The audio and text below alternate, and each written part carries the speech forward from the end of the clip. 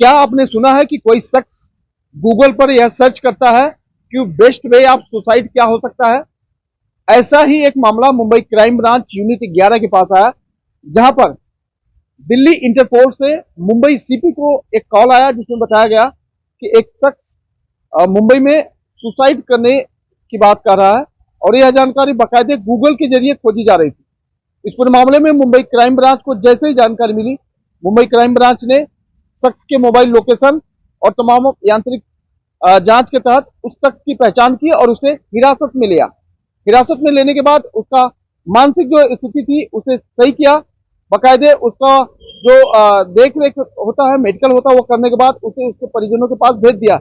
लेकिन इस पूरे मामले में चौंकाने वाली बात यह है कि वह शख्स पढ़ा लिखा बीटेक है और उसके बावजूद भी वह गूगल पर जाकर यह सर्च करता है कि बेस्ट वे ऑफ सुसाइड क्या है। दरअसल यूएसए की एक बेस्ड संस्था से यह बातचीत कर रहा था, जिसमें चैट सामने आया। वह शख्स काफी परेशान था और इसका परेशानी का कारण यह है कि उसकी मां, जो पीटा एक्ट के तहत पिछले 2 साल से जेल में है, उसको जमानत नहीं मिल रही है और वहीं लड़का बीटेक करते हुए भी उसे नौकरी नहीं है, क्योंकि पिछले दिनों उसकी नौकरी चली गई थी। इसी परेशानी के तहत उसने सुसाइड का रास्ता तलाश करने की कोशिश की।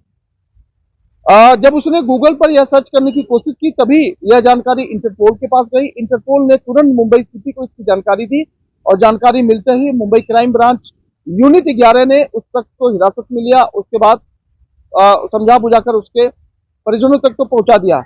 लेकिन यह बेहद ही संगीन मामला है कि आप गूगल पर जाकर इस तरह की चीजें सर्च करते हैं, जबकि आप पढ़े लिखे हैं, आप आपको पता है कि इसका परिणाम क्या हो सकता है, लेकिन उसके बावजूद तो जाहिर तौर पर मुंबई क्राइम ब्रांच का यह बेहतर कदम है, जो समय रहते उस शख्स को अपने ताबे में लिया और उसके बाद उसके समझा बुझाकर परिवार को सौंप दिया है। लेकिन क्या शख्स बीटेक करते हुए भी इस तरह की मानसिकता रखता है, या फिर क्या सच में उसकी मां को जमानत नहीं मिल रही थी, इस कारण वह डिप्रेशन में चला गया? फिलहाल मुंबई क्राइम ब्रांच के द्वारा यह बताया गया कि जिस वक्त वह शख्स पुलिस के ताबे में मिला, उस वक्त उसकी मानसिक स्थिति बिल्कुल ठीक नहीं थी।